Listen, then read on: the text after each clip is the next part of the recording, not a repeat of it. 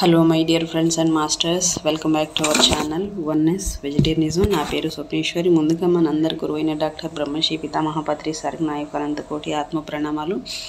సత్యలోకవాసులకి, దివ్యలోకవాసులకి, మహాకర్ణలోకవాసులకి, నక్షత్ర లోకవాసులకి, ఏంజల్స్కి, మహావతార్ బాబాజీకి, బుద్ధ భగవానుడికి, గురువు అయినటువంటి మహా ఉపాధ్యాయుడైనటువంటి ఆ తండ్రి, చిరంజీవి అయినటువంటి ఆ తండ్రి, మాస్టర్ టీచర్, టీచర్ అయినటువంటి తండ్రి రామ్తా తండ్రికి నా యొక్క అనంతకోటి ఆత్మ ప్రణామాలు. తండ్రికి అనంతకోటి ఆత్మ ప్రణామాలు తెలియజేసుకుంటూ ఎల్లవేళలా నేను తండ్రి కాన్షియస్తో నా కాన్షియస్ అనుసంధానమై సరెండర్ అవుతాను. So beat. అలాగే ఈ వర్తమానంలో ఉన్న సమస్త సృష్టికి, సమస్త విశ్వ చైతన్యానికి, నా యొక్క స్వయానికి అనంతకోటి ఆత్మ ప్రణామాలు. Thank you. అలాగే రోజులాగే ఈరోజు కూడా మరింత జ్ఞానాన్ని, విజ్ఞానాన్ని షేర్ చేయడానికి శాంతా మేడంకు సాదరంగా వెల్కమ్ చేసుకుందాం. Madam, welcome to our session. Madam, over to you madam. Shanta madam. Thank you madam. Thank you. ముందుగా మన గురువు గారైన బ్రహ్మశ్రీ పితామహ పత్రి సార్ గారికి, స్వర్ణమాల పత్రి మేడం గారికి నా ఆత్మ ప్రణామాలు, కృతజ్ఞతలు, ధన్యవాదాలు తెలియజేసుకుంటూ విశ్వంలోని గురువులందరికీ కూడా నా ఆత్మ ప్రణామాలు, కృతజ్ఞతలు, ధన్యవాదాలు. అలాగే oneness vegetarianism TV వ్యవస్థాపకులైన Swapneshwari madam గారికి నా ఆత్మ ప్రణామాలు, కృతజ్ఞతలు, ధన్యవాదాలు తెలియజేసుకుంటూ నాకు ఎంతగానో సహకరిస్తున్న కుటుంబ సభ్యులందరికీ కూడా ఆత్మ ప్రణామాలు, కృతజ్ఞతలు. ముఖ్యంగా రామ్తా మాస్టర్ గారికి అనంత కోటి వేల కృతజ్ఞతలు, ధన్యవాదాలు, ఆత్మ ప్రణామాలు తెలియజేసుకుంటూ నాకు పూర్తిగా ఆయన కాన్షియస్ తోటి, ఆయన జ్ఞానంలోకి పూర్తిగా నన్ను చేర్చుకోవాల్సింది నా తండ్రికి విన్నవించుకుంటున్నాను.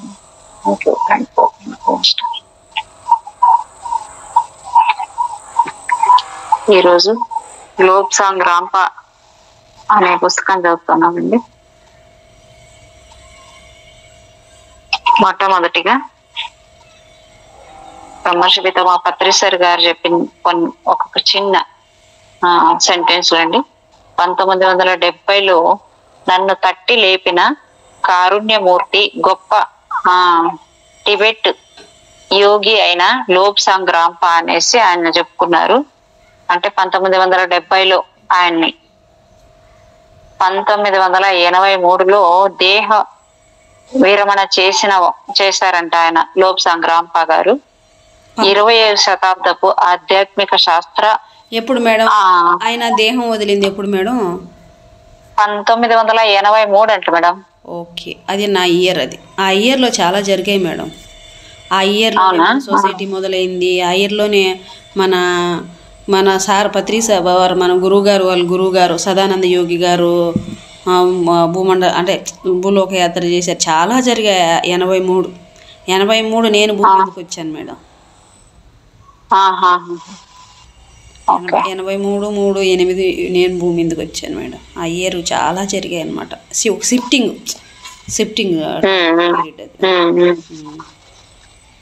20వ శతాబ్దపు ఆధ్యాత్మిక శాస్త్ర అధ్యాపకులలో అగ్రగణ్యుడంట ఆయన. యూ ఫర్ ఎవర్ అనే పుస్తకం రచించారనమాట ఆయన.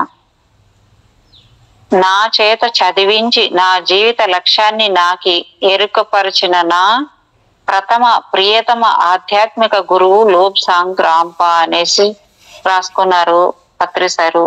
సూక్ష్మ శరీరయానం గురించి, దివ్య చచ్చువు గురించి, ఆకాశిక్ రికార్డుల గురించి తన స్వానుభవాలతో సహాయంతో తిరుగులేని విధంగా ఆయన రాసి అందరికీ అందించిన మహాయోగి అని చెప్పుకున్నారు మేడం.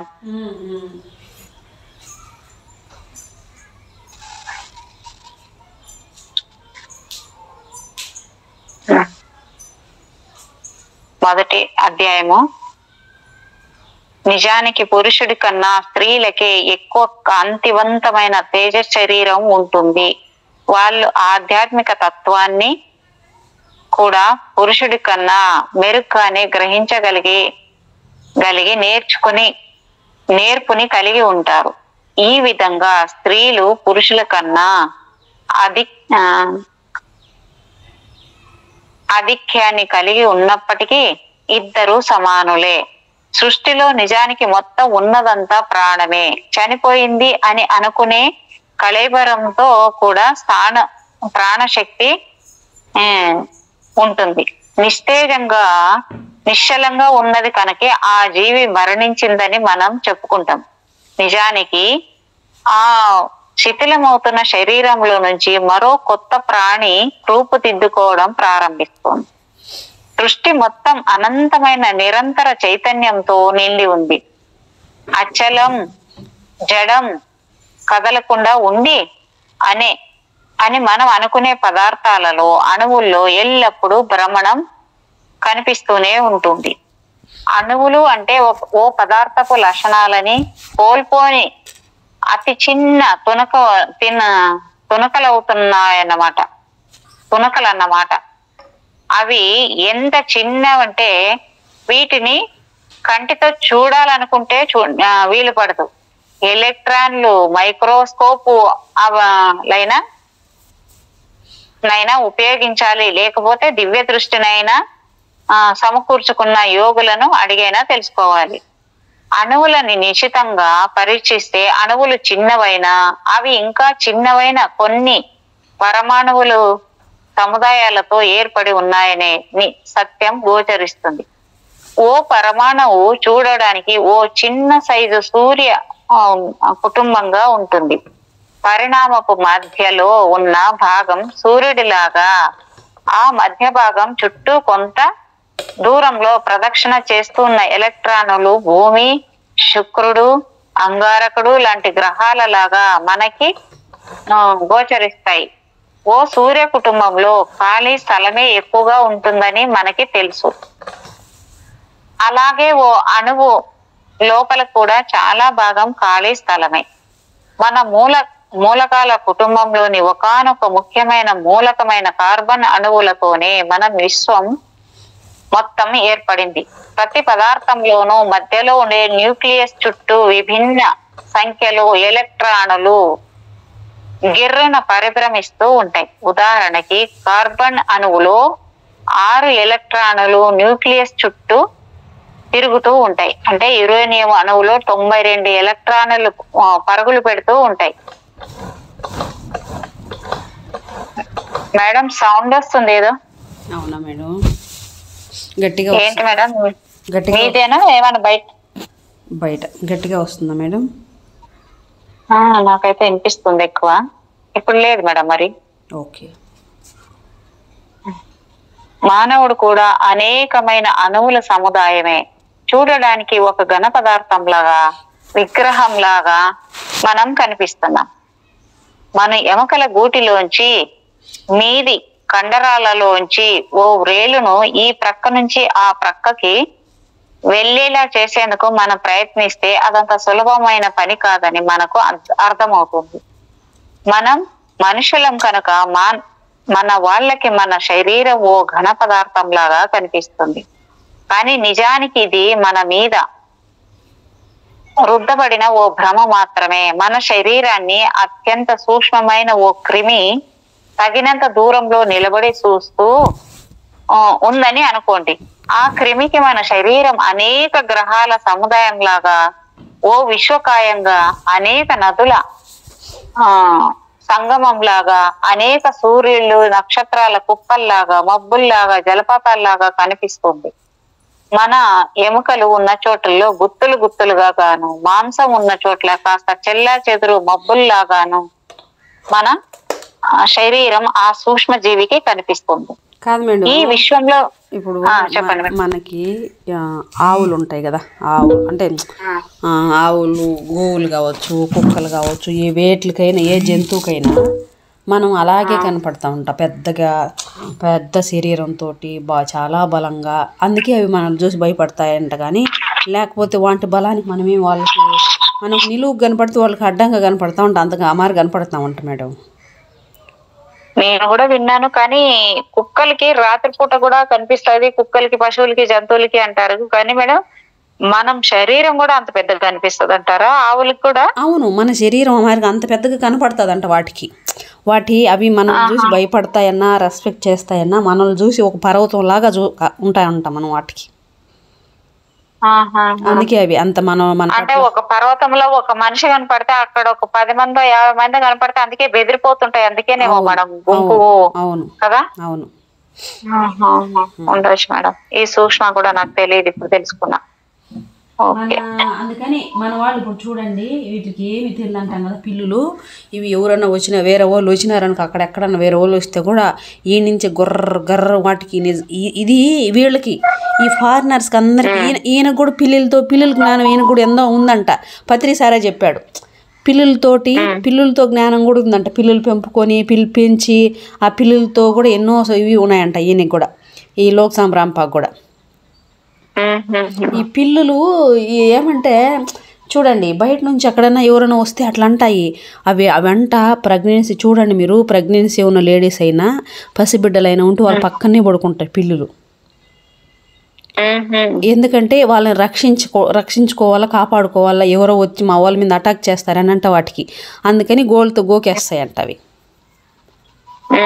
కుక్కలు బయటికి ప్రదర్శిస్తుంటాయి, ఇవి లోపలే ఇంకా అంతకన్నా ఎక్కువ ఉంటుందంట. పిల్లలకి ఆ జ్ఞానం ఎక్కువ ఉంటుందంట, మన పైన ప్రేమ ఎక్కువ ఉంటుందంట, అటాచ్మెంట్. ఇప్పుడు ఇవి అంతే. ఇప్పుడు నేను లేదనుకో ఒక రోజు కూడా దిగులు పడిపోతాయి ఇవి తినకుండా, అట్లా డల్లుగా నేను వచ్చేదాకా కాసుకొని ఉంటాయి అమ్మ అమ్మ అని.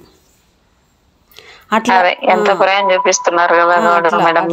అంటే ఏదే కానీ ప్రేమని అనుభూతి చెందగలవు జీవి అన్నట్లుగా ఇక్కడ కదా మేడం మనకి. అవును అవును అవును, చెందగలవు. ఎందుకంటే మనం వేటితో ఉంటే మన ఫ్రీక్వెన్సీతో ఏవి కనెక్ట్ అయితే అవి కనెక్ట్ అయిపోయి ఆ ప్రేమను ఎక్స్ప్రెస్ చేస్తాయి, అంతే.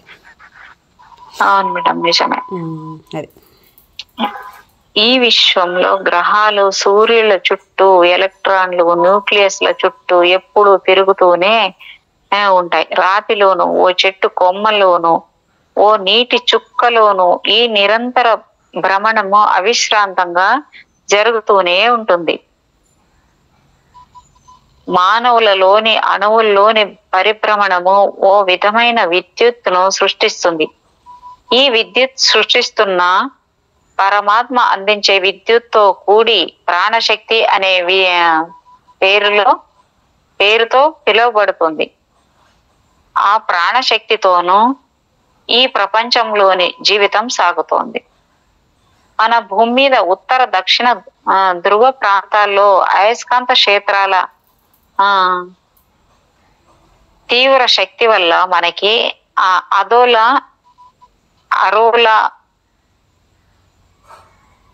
అరోలా బోరియాలిస్ అని పిలువబడే కాంతి రేఖలు కనిపిస్తుంటాయంట. ఆకాశంలో నక్షత్రాలు ఓ చోటులో ఒత్తుగా సౌందరంగా కనిపిస్తాయి, మరో చోట విసిరేసినట్లు దూరంగా కనిపిస్తాయి. అలాగే ఓ రాతిలో అణువులు దగ్గరగా కూడి ఉంటాయని అనుకోవచ్చు. ఓ గాలి అణువును తీసుకొని పరీక్షిస్తే వాటి అణువులు దూరంగా తిరిగి జరిగి ఉన్నట్టు కనపడ్డాయని గ్రహించవచ్చు. గాలి అణువులు సులభంగా మన శరీరంలోనికి దూసుకెళ్లి ఊపిరితిత్తుల్లోంచి నేరుగా రక్తంలోకి వెళ్ళగలుగుతాయి. భూమిని ఆవరించి ఉన్న గాలి పొరని దాటి ఉన్న రోదసీ ప్రదేశము ఖాళీగా ఉందని మనకు అనిపించవచ్చు, కానీ నిజంగా అందులో దూరంగా విసిరివేయబడిన హైడ్రోజన్ అణువులు ఉన్నాయి. ఈ హైడ్రోజన్ అణువులు పిచ్చిగా పరిభ్రమిస్తూ ఉంటాయి, ఓ తీరు తెన్ను లేకుండా. ఒక శరీరంలో అణువులు సాంద్రత ఎక్కువ కనుక మరో జీవి ఈ శరీరంలోకి చొచ్చుకుపోవడం జరగని పని అని మనకు తెలుసు. కానీ ఓ గోడలోంచి ఓ దయ్యము సులభంగా దూరి వెళ్ళిపోతుందనే విషయం మనం వినే ఉంటాం. దానికి కారణము దయ్యం శరీరం అణువులు గోడ అణువులు కన్నా అతి తక్కువ సాంద్రంగా ఉండడమే నని సులభంగా గ్రహించవచ్చు. గాలి ఓ హైడ్రోజన్ నుంచి ఎలా ఆ వైపుకు పోగలుగుతుందో అదే విధంగా ఎక్కువ సాంద్రత గల గోడల్లోంచి తక్కువ సాంద్రత గల దెయ్యము ఆ వైపున ఏ తలుపులు కొట్టుకోకుండా సులభంగా వెళ్ళిపోగలదని మనము ఊహించగలడం అంత కష్టమేమీ కాదు.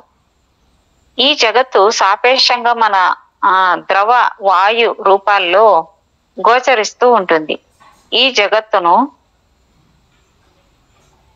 పరిశీలించే జీవి సైజుని బట్టి, అణువుల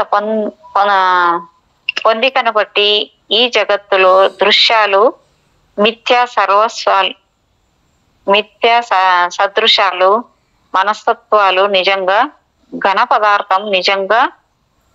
పదార్థం కాదు, ద్రవ పదార్థం నిజంగా ద్రవ పదార్థం కాదు. మన కంటికి రాతి గోడల్లాగా కనిపించే వస్తువు ఓ ఏకీకరణ జీవికి జల్లెడలా కనిపిస్తే ఏమి ఆశ్చర్యం లేదు. ఓ దయ్యానికి గాని మరో లోకం నుంచి వచ్చిన మరో జ్యోతి స్వరూపానికి కానీ మన ప్రపంచం నక్షత్రాల సముదాయాల లాగా గాని విరచిమ్మబడి ఈ ఇసుక రేణువులాగా గాలి కనిపించడం నిజంగా సాపేక్షత అని మరొకటి కాదు. Chapter 2 silver card.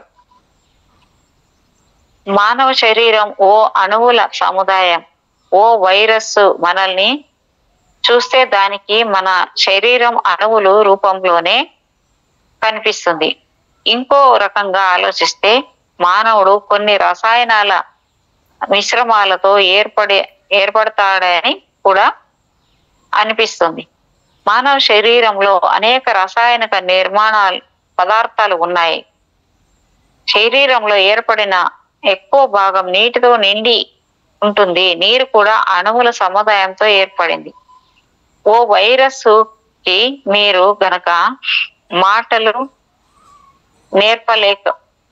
నేర్పితే దేహంలో ఎక్కువ నీళ్ళే కనపడుతుంటాయి అని ఆ జీవి మీకు తప్పక చెబుతుంది. అలాగే ఇంకో మాట కూడా అంటుంది. మీ శరీరంలోని గాలి అణువులని చూస్తే సముద్రం ఒడ్డులో అన్ని ఇసుకలాగే నాకు కనిపిస్తోంది అని. మనం ఎలక్ట్రికల్ షాపుకు వెళ్ళి ఆ టార్చ్ లైట్ ని కొన్నామనుకోండి, ఆ టార్చ్ సెల్ మధ్యలో ఓ పెన్సిల్ మందాన ఓ కార్బన్ కడ్డీ ఉంటుంది. దాని చుట్టూ కొన్ని రసాయనాల పదార్థాలు ఉంటాయి. ఈ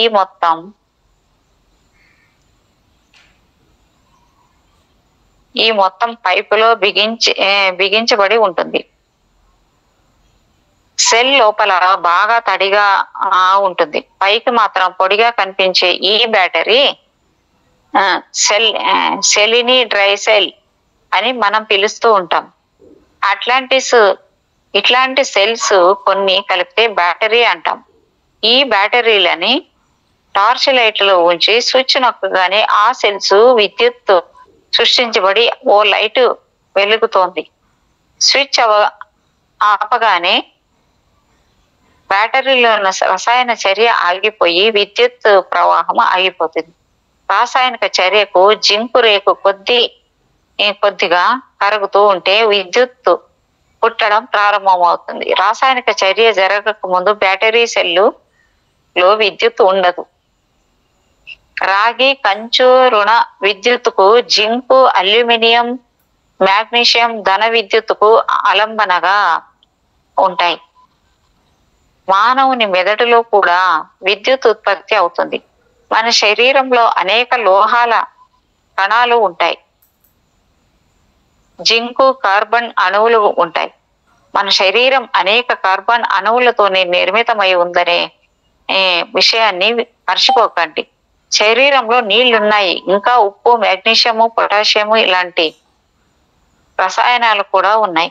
వీటి రసాయన చర్య వల్ల మెదడులోని కొద్ది మొత్తంలో విద్యుత్ తయారవుతుంది. దీన్ని మనము గుర్తించవచ్చు, రికార్డ్ చేయవచ్చు. ఎంత విద్యుత్ ఆవాహనం ఉందో లెక్కించనవచ్చు.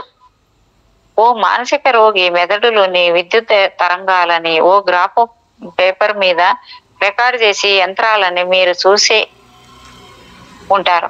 ఓ రోగి తల మీద, కణతల మీద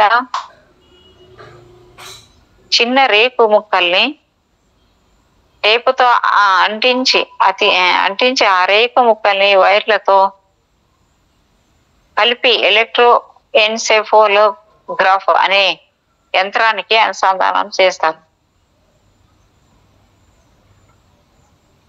బ్రెయిన్ వేవ్స్ మెదడు నుంచే వచ్చే విద్యుత్ తరంగాలని ఈ యంత్రం రికార్డు చేస్తుంది. తెలివిగల డాక్టర్లు ఈ గ్రాఫ్ ని పరీక్షగా చూసి ఆ రోగి జబ్బేమిటో సులభంగా తెలుసుకుంటాడు.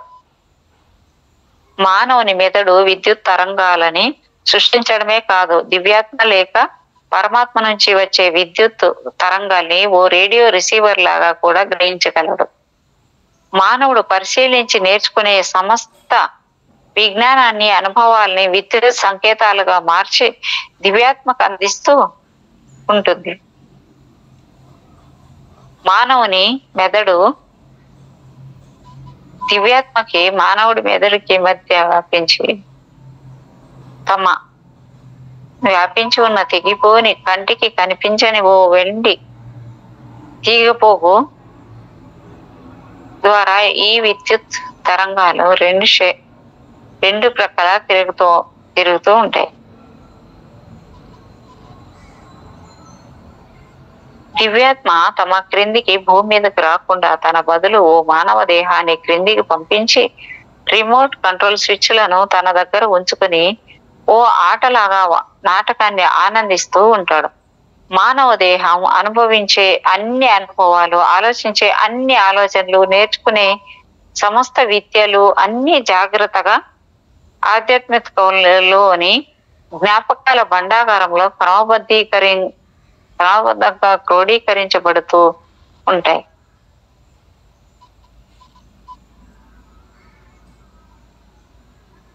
బాగా తెలివితేటలున్న కొంతమందికి ఉన్నట్టుండి ఓ ప్రేరణ కలుగుతోంది. ఈ ప్రేరణ దివ్యాత్మ నుంచి నేరుగా వారికి దివ్యాత్మకు మధ్యనున్న వెండి తీగ ప్రోగు ద్వారానే అందుతుంది. లియోనార్డో డావిన్సీ పేరు మీరు వినే ఉంటారు. ఆయనకి ఎప్పుడు దివ్యాత్మతో సంబంధం స్థిరంగా ఉండేది. ఆయన తను చేసే ప్రతి పనిలో కూడా మహామేధావిగా గుర్తించబడ్డాడు. గొప్ప గొప్ప చిత్రకళాకారులు లేదా గొప్ప గొప్ప సంగీత విద్వాంసులే వివిధ లియోనార్డో పేరు వినే ఉంటారు. ఆయనకి ఎప్పుడూ దివ్యాత్మ సంబంధం స్థిరంగా ఉంటుంది. ఆయన తను చేసే ప్రతి పనిలో కూడా మహామేధావిగా గుర్తించబడ్డాడు. గొప్ప గొప్ప చిత్రకారులు లేదా గొప్ప గొప్ప సంగీతకారులు విద్వాంసులే వారి దివ్యాత్మలతో కొన్ని ద్వారా దివ్యాత్మలతో కొన్ని ఇలాంటి సంబంధమే కలిగి ఉంది. దాని ద్వారానే వారు గొప్ప ప్రేరణలను స్వీకరించి తమ విద్యల్లో ప్రతిభా పాఠవాల్ని ప్రదర్శించగలిగి భావిస్తూ ఉంటారు. గొప్ప సంగీతము ప్రపంచానికి ఇలాగే అందాయి. పై నుంచి మానవుణ్ణి ప్రేరేపిస్తున్న దివ్యాత్మ గురించి.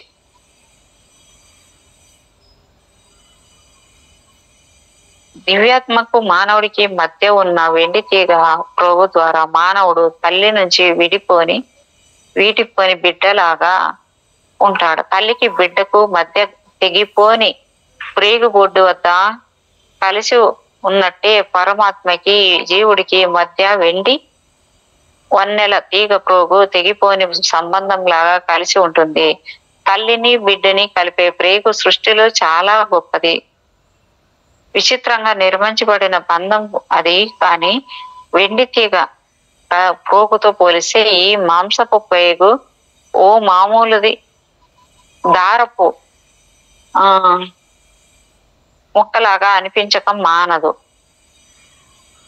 మన కంటి చూపుకు అందని ఆ వెండి తీగ ప్రోగు ఈ సృష్టిలోనే ఉన్న కొన్ని జంతువుల కళ్ళకి సహజంగానే కనిపిస్తుంది. ఎందుకంటే ఆ జంతువులకి కనిపించే కాంతి తరంగాల కంపనాల హద్దుల్లో ఈ వెండి తీగ అణువుల ప్రకంపనాలు ఉండటం వల్ల వెండి తీగ కాంతి తరంగాల ప్రకంపనాల స్థాయిని మన చెవులు కళ్ళు గ్రహించలేవు. 1 minute మేడం, కొంచెం నీళ్ళు తాగుతా.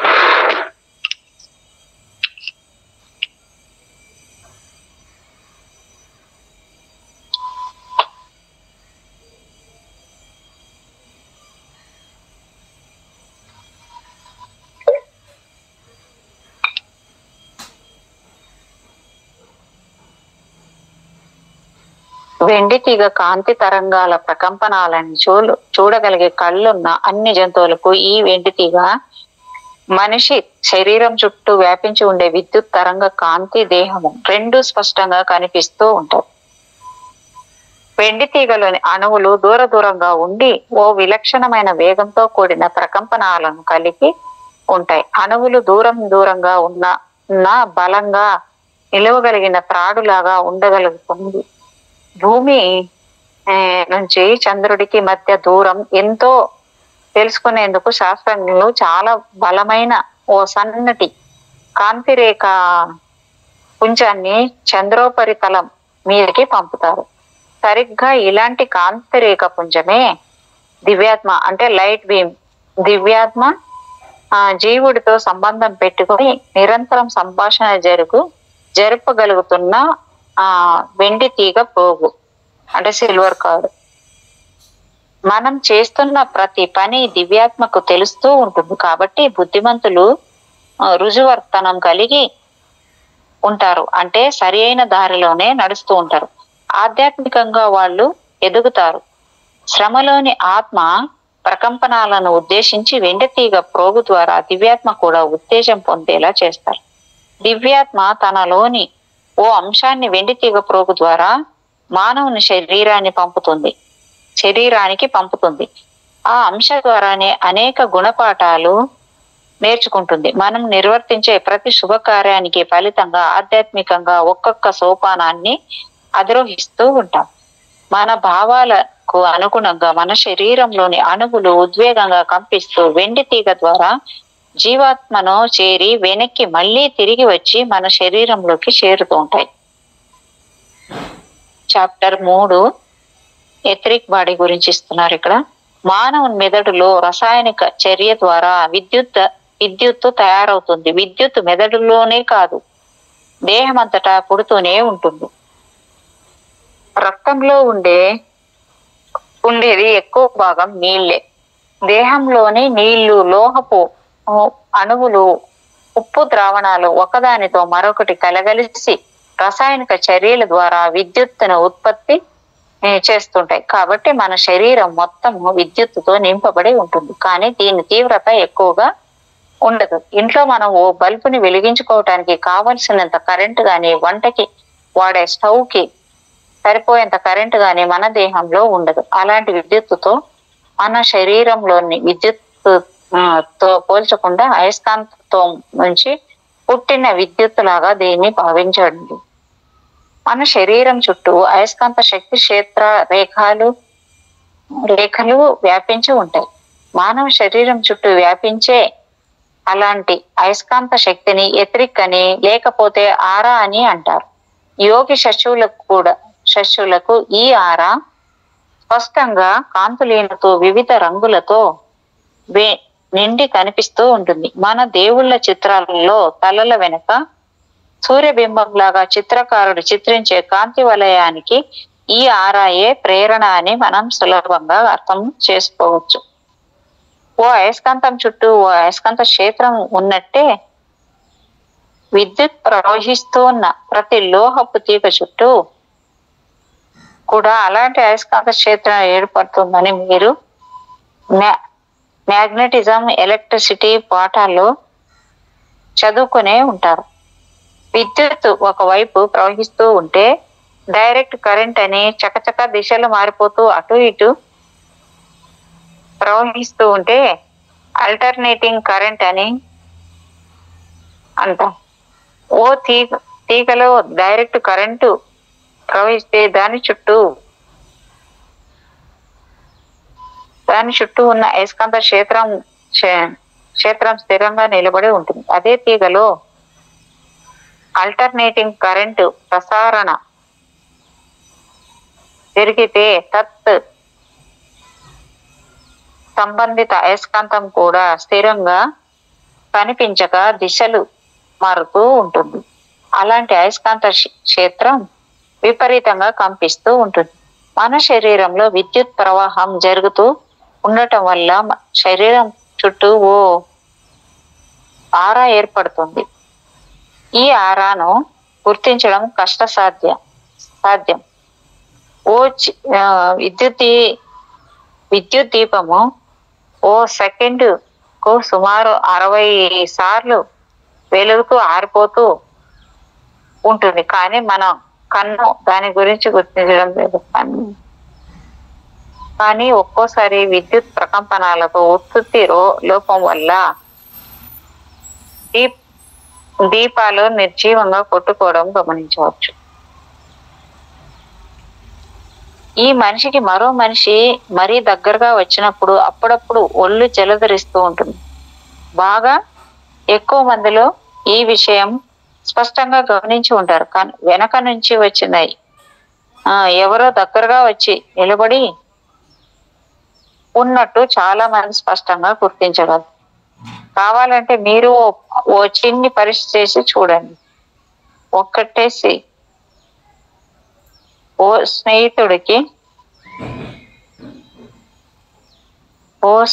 స్నేహితుడి మీద ఈ ప్రయోగం చేయండి. మీ స్నేహితులని వెనకాల మంచుని మీ వేలిని అతని మెడ వెనక భాగం తాకండి. వేలితో ముట్టుకున్నా చాలా మందికి ఒకేలాగా ఉంటుంది. చుట్టుకున్నట్లుగానే ఎంచేతనంటే శరీరం చుట్టూ ఉండే ఎత్రిక్ కూడా అట్లా కాదు మేడం. ఇప్పుడు సపోజ్ ఇప్పుడు నేను మీ దగ్గర ఉన్నాను అనుకుందాం, మీ పక్కన నేను నుంచున్నా, మీ దగ్గర ఉన్నాను. అలా మీరు చూసాడు చెయ్యి అట్లా పెట్టారనుకో, పెట్టకపోయినా కూడా చేయి పెట్టిన స్పర్శ పొందుతారు. అంటే ముట్టుకున్నట్టు అలా తీక్షణ గమనించారనుకో, ముట్టుకున్నట్టు దాన్ని అబ్జర్వ్ చేయగలుగుతారు. సెన్స్ చూడండి, మన బాడీ ఎంత గొప్పది నిజంగా. ఒక చీమ పాకినా మనకు తెలిసిపోతుంది. ఇంకేదన్నా మెల్లగా వెళ్ళినా ఎట్లన్నా వెళ్ళి మనకు ఆ స్పర్శ తెలిసిపోతుంది, సెన్స్ తెలిసిపోతుంది కదా.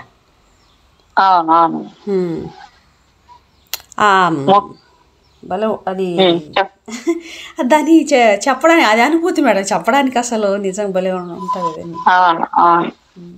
ముట్టుకున్న చాలా మందికి ఒకేలాగా ఉంటుంది. ముట్టుకున్నట్టుగానే ఏం చేత వంటి శరీరం చుట్టూ ఉండే ఎతిరిక్కు కూడా స్పర్శ జ్ఞానం ఉంటుంది. శరీరం చుట్టూ ఉండే అయస్కాంత క్షేత్రాన్ని ఎతిరిక్ అని పిలుస్తాం. ఆరా శరీరానికి కాస్త దూరంగా ఉంటుంది. ఎతిరిక్ తో పోలిస్తే ఎతిరిక్ శరీరాన్ని అనుకుని వ్యాపిస్తుంది. శరీరానికి సుమారు అంగుళంలో 8వ శరీరానికి సుమారు అంగుళంలో 8వ వంతు నుంచి ఒక్కోసారి 6 అంగుళాల దూరం వరకు ఈ ఎత్తిరికి వ్యాపించి ఉండవచ్చు. సరిగ్గా శరీరం ఎలాంటి ఆకారంతో ఉంటుందో అదే వంపు సంపుల్ని కాపీ కొడుతూ ఆ ఎత్తిరికి ఉంటుంది. ఓ వెంట్రుకను కూడా ఈ విధంగా ఈ ఎత్తిరిక్కు చుట్టుముట్టినట్లు ఉంటుంది. ఈ ఎత్తిరిక్కును గమనించి ఆ వ్యక్తి ఉత్సాహాన్ని, శక్తిని, ఆరోగ్యాన్ని గుర్తించవచ్చు. బాగా శారీరక శ్రమ చేసి అలసిపోయి నీరసంగా ఉన్న వ్యక్తి ఎథరిక్ శరీరానికి మరీ దగ్గరగా అంటుకుపోయి కనిపిస్తూ ఉంటుంది. మళ్ళీ అదే వ్యక్తి బాగా విశ్రాంతి తీసుకొని ఒక కులాసాగా ఉంటే ఈ ఎథరిక్ కూడా బలాన్ని పుంజుకున్నట్లు 6 అంగుళాల దూరం వరకు వ్యాపించి ఉండడాన్ని గమనించవచ్చు. ఎథరిక్ శరీరం పక్కనే దాని ఎత్తు పల్లాల్ని చక్కగా ఓ మొటిమ మీద కూడా అనుసరిస్తూ వ్యాపించి ఉంటుంది. ఓ మనిషి ఉన్నట్టుండి తక్కువ అంపియరేజ్ ఎక్కువ వోల్టేజ్ ఉన్న విద్యుత్ ఘాతం తగిలితే ఈ ఎథరిక్ చటుక్కున నీలి రంగులో గాని పింక్ రంగులోగా వెలుగుతూ దర్శనమిస్తుంది. ఓ ప్రత్యేకమైన వాతావరణం నెలకొని ఉన్న రాత్రులలో కూడా ఈ ఎథరిక్ ను స్పష్టంగా గుర్తించవచ్చు. సముద్రం మీద పయనిస్తున్న నౌకల్లో ఇలాంటి చిత్రాన్ని గమనించవచ్చు. వాతావరణం ఓ ప్రత్యేకమైన ఓ పద్ధతిలో ఉన్నప్పుడు నౌకలో ఉన్న ప్రతి భాగం చుట్టూ ఓ లేత నీలం రంగు మంట వెలుతురు కనిపిస్తుంది. చక్కరే ఉన్న చల్లటి ఈ నీలి రంగు మంట దేనిని దహించదు. కానీ మొట్టమొదటిసారి దీన్ని గమనించిన చాలా మందికి భయంతో ముచ్చెమటలు పట్టి పరిస్థితి ఎదురవుతుంది.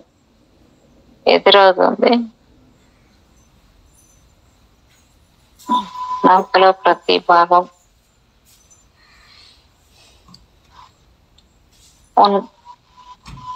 నీలి రంగులో గాని పింక్ రంగులో గాని వెలుగుతూ దర్శనమిస్తుంది. ఓ ప్రత్యేకమైన వాతావరణం నెలకొని ఉన్న రాత్రులలో కూడా ఈ ఎథరిక్ ను స్పష్టంగా గుర్తించవచ్చు. సముద్రం మీద పయనిస్తున్న నౌకలో ఇలాంటి చిత్రాన్ని గమనించవచ్చు. వాతావరణం ఓ ప్రత్యేకమైన పద్ధతిలో ఉన్నప్పుడు నౌకలో ఉన్న ప్రతి భాగం చుట్టూ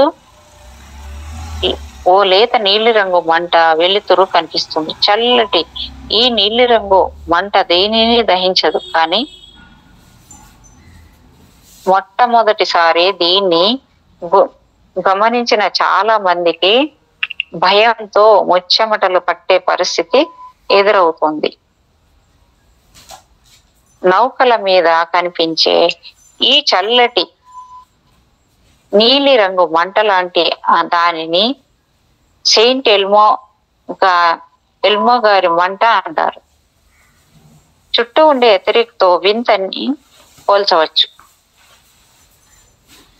కొందరు చలికాలంలో రాత్రిపూట మారుమూల గ్రామాల్లో ఉన్నప్పుడు విద్యుత్ స్తంభాల మధ్య బిగించబడి ఉన్న విద్యుత్ తీగల మీద లేత పసుపు తెలుపు వెలుగుల్ని గమనించే ఉంటారు. గాలిలో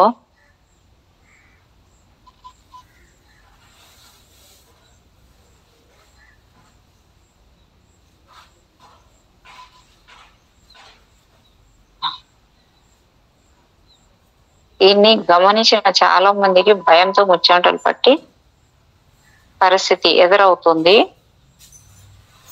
నౌకల మీద కనిపించే ఈ చల్లటి నీలి రంగు మంట లాంటి దానిని సెయింట్ ఎల్మో గారి మంట అంటారు. శరీరం చుట్టూ ఉండే ఎథరిక్తో వింతని పోల్చవచ్చు. కొందరు చలికాలంలో రాత్రిపూట మారుమూల గ్రామాల్లో ఉన్నప్పుడు విద్యుత్ స్తంభాల మధ్య బిగింపబడి ఉన్న విద్యుత్ తీగల మీద లేత పసుపు తెలుపు వెలుగుల్ని గమనించే ఉంటారు. ఆ గాలిలో పొగ మంచు కమ్ముకొని ఉన్న చలి రాత్రులలో విద్యుత్ వాహకాల మీద ఈ చిత్రం సుస్పష్టంగా గోచరిస్తోంది. కరోనా అని పిలువబడే కాంతి వలయాలు చుట్టూ ఉన్న గాలిని అయనీకరణం చేసి గాలిలోంచి విద్యుత్ ప్రవహించేలా చేసి తద్వారా జరిగే షార్ట్ సర్క్యూట్ల వల్ల కొన్ని జిల్లాల్లో విద్యుత్ ఆగిపోవడానికి కారణం అవుతుంది. అనేక ఊళ్ళ గాఢాంధకారంలో మునిగిపోతాయి. ఆధునిక ఎలక్ట్రికల్ ఇంజనీర్లు ఇలాంటి కరోనాలు పుట్టకుండా ఉండేందుకు బోలెడు డబ్బు ఖర్చులతో కూడుకున్న జాగ్రత్తలను తీసుకుంటూ ఉంటారు. మన శరీరానికి ఏర్పడే కరోనాను వ్యతిరేకని మనం అర్థం చేసుకోవచ్చు.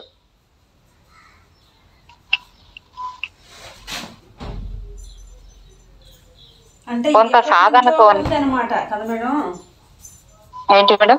ఈ కరోనా అనేది ఎప్పటి నుంచో అదొక సాంద్రతకి సంబంధించిన ఒక ఇది ఎప్పటి నుంచో ఉందన్నమాట. అయితే అవును మేడం, మనము ఈ వర్డ్ అనేది ఇప్పుడు కరోనా వచ్చిన తర్వాత మనకి తెలిసింది, కానీ ఇంతకు ముందే ఉంది చూడండి, ఎప్పుడో రాశాడైనా. అదే సృష్టిలో ప్రతిదీ ఆల్రెడీ సృష్టిలోనే ఉన్నాయి. సృష్టిలో నుంచి బయట ఎక్కడి నుంచి ఏవి లేవు, ఏవి రావు, అట్లనే ఎక్కడికి పోవు కూడా.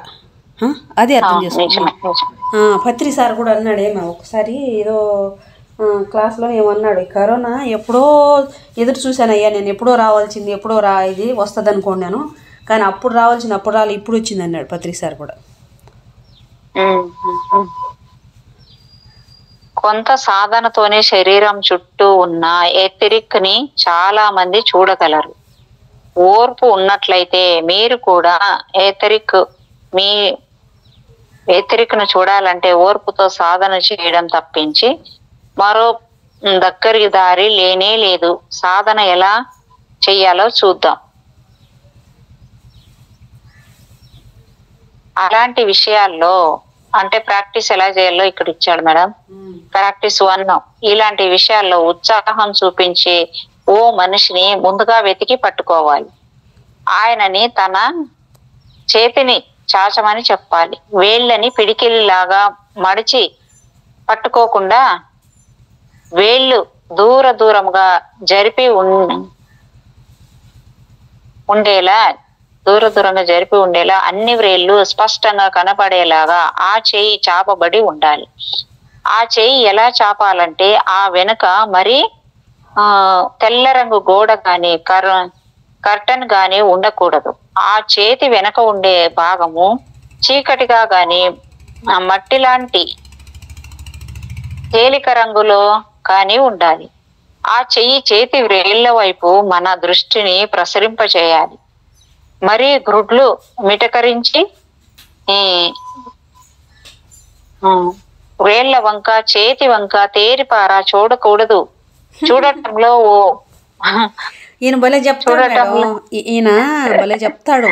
ఈయన పాపం ఒక రాజకుమారుడు, రాజకుటుంబీకుడు. ఈయన రాజకుటుంబీకుడు, ఒక రాజకుమారుడు అయితే చిన్నప్పుడే శిక్షణ బాగా నేర్చుకోవాలి, గురుకులంలో ఉండాలి, అన్ని బాగా నేర్చుకోవాలి, అవన్నీ నేర్చుకుంటేనే నిన్ను ఇంటికి రానిస్తాం, లేకపోతే రాని అని ఒక శిక్షలాగా ఈయన అవన్నీ నేర్చుకోవాలని డిసిప్లిన్ అని చెప్పేసి ఎత్తి గురుకులంలో వేసేస్తారు, గురువుల దగ్గర వేసేస్తారు. అక్కడ ఆ గురువుల దగ్గర ఎన్ని బాధలు పడతాడో, ఎన్ని కష్టాలు పడతాడో. ఆయన చిన్న పసిపిల్లోడు. ఇప్పుడు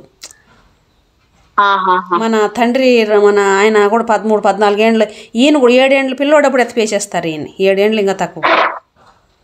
ఓహో, ఆ రాజు కుటుంబంలో మళ్ళీ ఆ రాజు అట్లా చేసేవాడా మేడం? అవును, వీళ్ళ తల్లిదండ్రులే మంచి శిక్షణ, విద్యా బుద్ధులు బాగా నేర్చుకోవాలి. అంటే వాళ్ళకి విద్యా బుద్ధులు నేర్చుకోవాలంటే వాళ్ళు కూడా ఆ జ్ఞానంలో ఉండాలంటే ఇలాంటికన్నా ఒప్పుకుంటారు మేడం.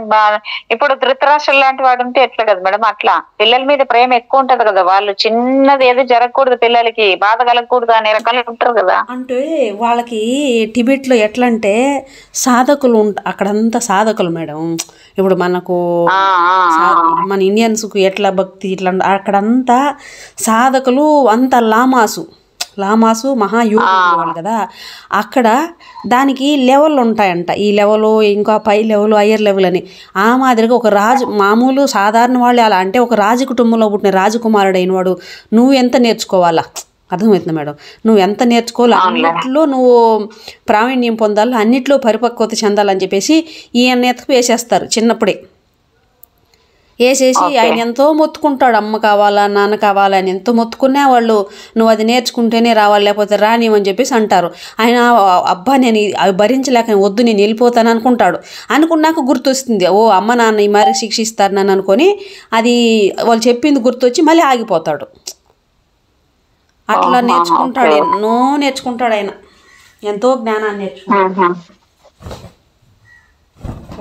చూడడంలో మేడం చెప్పండి. అదే ఇప్పుడు బుద్ధుడు ఎట్లా ఒక యువరాజుగా ఉండి ఒక రాజుకుమారుడు త్యజించి వెళ్ళిపోతాడు కదా, ఈయన కూడా అట్లా మహానుభావులంతా జ్ఞానులు యోగులంతా జ్ఞానము యోగత్వము అనేది లేకపోతే ఇంత పెద్ద స్థాయికి వెళ్ళారంటే వాళ్ళు ఊరికే పొందలా, ఎన్నో పడి అన్నిటికీ త్యజించి త్యాగాలు చేస్తేనే వాళ్ళు ఆ స్థితిలో వచ్చారు. ఊరికి అది మన ఇంట్లో కూర్చొని ఉంటే నాకు వచ్చేంటో వచ్చేది, కానీ అట్లా ఇంట్లో ఉన్న రాదా అంటే మనకు అంత సంకల్పం అంత దృఢ నిశ్చయం ఉంటే వస్తుంది. వాళ్ళు అన్ని పడ్డారు మేడం మరి. అవును అవును, ఈయన అన్ని పడ్డాడు పాపం, భలే పడ్డాడు కష్టాలు. ఈయనైతేనేంటి, మళ్ళీ ఇంకొక ఆయన ఉన్నాడు కదా, ఆయన పేరు ఏదో పేరు మేడం, భలే పేరు అయింది, ఆయన బుక్ కూడా రాసి ఉంటాడు, ఆయన కూడా అంతే భలే కష్టాలు పడ్డారు మా వీళ్ళందరూ. బా నిజంగా తలుసుకుంటేనే ఒళ్ళు గూస్ బంప్స్ వస్తాయి మేడం, అంత సాధన చేశారు వీళ్ళు. మిలారప్ప అవును. ఆయన అయితే అబ్బాబ్బాబ్బా ఎన్ని ఇండ్లు కడితే ఆయన బార్ప అన్ని ఇండ్లు పడగొట్టి నేర్పించాడు. అంటే ఆయనకి అంటే ఎంతవరకు నేర్చుకోవాలో అంతవరకు పడగొట్టి కట్టించాడు చూడండి. అంతా చదివాను మేడం అది. అదే ఈయన కూడా ఈయన కూడా అంతే అంత సాధన చేశాడు ఈయన కూడా.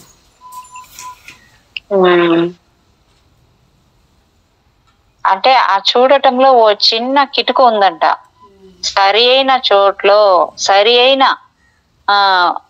పద్ధతిలో చేతి వైపు చూడాలి. అలా చూస్తే ఆ చేతిని అంటుకొని మెల్లగా రెపరెపలాడుతున్న ఊత నీలి రంగు సిగరెట్ పొగ లాంటి వెలుతురు ఒకటి మీ కంటికి గోచరిస్తుంది. ఇందాకే చెప్పుకున్నట్టు చేతికి సుమారు అంగుళంలో 8వ వంతు అని దూరం వరకు ఈ కాంతి వ్యాపించి ఉన్నట్లు కనిపించవచ్చు. చాలా మందికి చెయ్యి తప్ప మరొకటి ఏది కనిపించదు. ఎందుచేతనంటే వాళ్ళు చూపు ప్రయత్నంలో అతి పాలు ఎక్కువ కాబట్టి. వాళ్ళు తమ చూపు దేవుడు సృష్టిలో ఎంత గొప్పవాడు భగవంతుడు. చూడు దేవుడు అంటే సృష్టికర్త. అబ్బాబాబా ఎంత కుక్క పిల్లలు మేడం, కుక్క పిల్లలు చూడండి, వాళ్ళ అమ్మ 2 కాళ్ళు పడిపోయినాయి, వెనక 2 కాళ్ళు సడుగులు ఇరిగిపోతాయంటారు, ఇరిగిపోయినాయి, ముందర 2 కాళ్ళే బాగా పనిచేస్తాయి, ఇట్లా ఈడ్చుకుంటూ పోతుంది. ఆ తల్లి చాలా బాగా చిక్కిపోయింది, అయినా చూడండి దానికి బిడ్డలు పుట్టాయి. ఆ బిడ్డ ఎంత క్యూట్గా బుద్దుగా అందంగా ఉన్నాడు ఆ బిడ్డ. వాళ్ళమ్మ దేక్కుంటూ పోతుంటే వాళ్ళ అమ్మ చుట్టూ టింగ్ అని తోకుప్పుకుంటూ పోతుంది. ఎంత అందంగా పోతుందో చూడండి. సృష్టి అనేది ఎంత అద్భుతంగా ఉంది మేడం మనం గమనిస్తే కదా. ఇప్పుడు అందులో ఆ కుంటి కుక్క ఉంది చూడు, అందులో ఆ దైవమే ఉన్నాడు. ఆ బుజ్జి బుడతోడలో ఆ దైవమే ఉన్నాడు. నాలో అదే ఉంది కదా, వేరుగా లేదు కదా. ఇప్పుడు నేనంటే నాకు అంతే, అది కూడా అంతే ప్రేమ, అంతే గౌరవం ఉండాలి కదా. మనం చూడు ఎంత బాగా పోతుందో క్యూట్గా. నాకేంటంటే ఇప్పుడు వాటి పలకరిచ్చాను అనుకో, ఇవి గొడవకు వచ్చేస్తాయి నా మీద, ఈ ఇంట్లో ఉండేవాళ్ళు. అవి ఒకరోజు ఒక సిటీకి ముద్ద పెడితే రోజు వచ్చేస్తాయి ఇవి. వీళ్ళు ఏడుంది కదా, వీళ్ళ తల్లి నన్ను వాసన బట్టి మరీ గొడవ పడుతుంది నా మీద. నువ్వు వాళ్ళందరినీ పిలిచినావు, వాళ్ళందరినీ నువ్వు పిలుస్తావు ఇంటికనేసి. అబ్జర్వేషన్ మేడం మీరు కూడా. అట్టని మేడం అవి బట్టలు వాసన బట్టి నేను మొన్న గోశాలకు పోయి చూస్తే ఆడ గోవులు అన్నీ నాకుతాయి పట్టుకొని అన్నీ చేస్తాం కదా. ఆ చీర నా బట్టలన్నీ మూచూసి వాసన పడుతుంది. నువ్వు ఎవరితో పోయినావు చూడు, ఏంది వాసన అనేసి నన్ను నా మీద గొర్ర అంటుంది. ఏం చేయాలి చెప్పు, అట్లా ఉంటుంది నాకు దన్న అట్లా.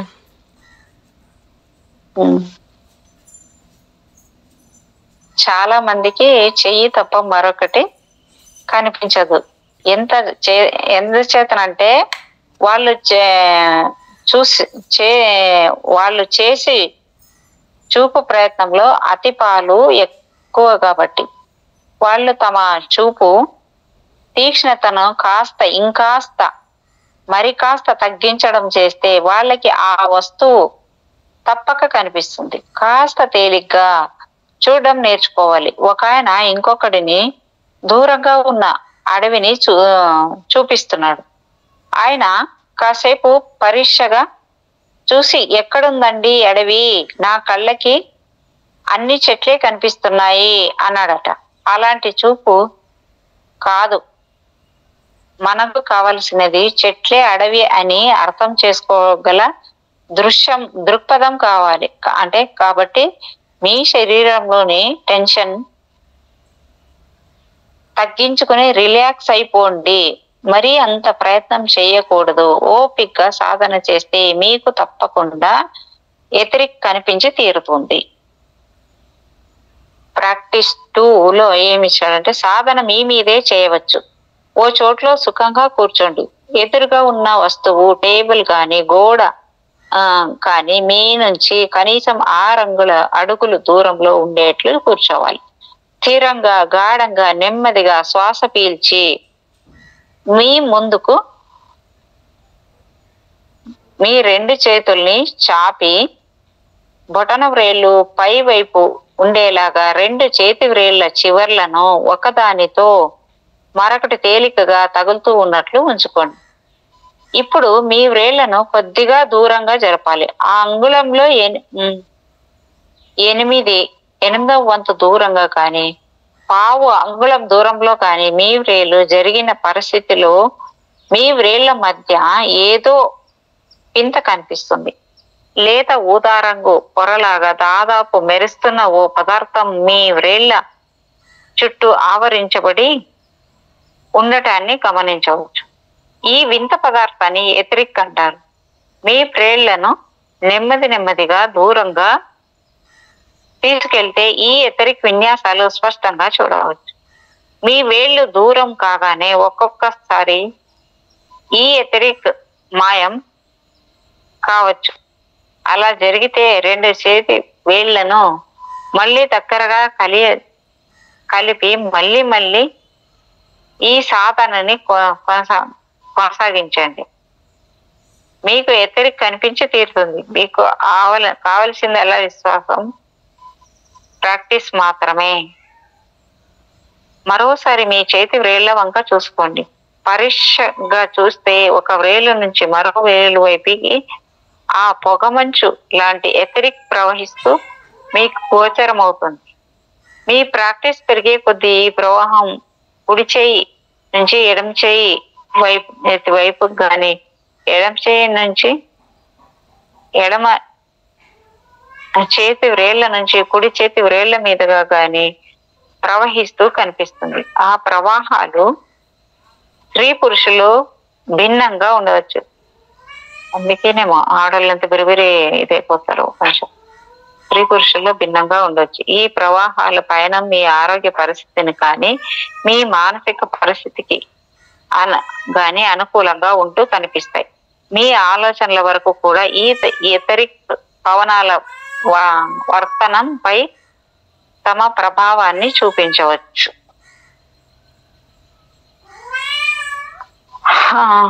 మేడం, ఇక్కడ కాపుకుందామా మేడం? స్వప్న మేడం,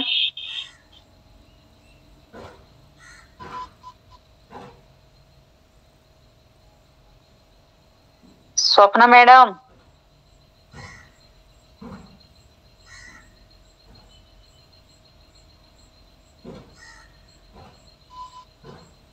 స్వప్న మేడం,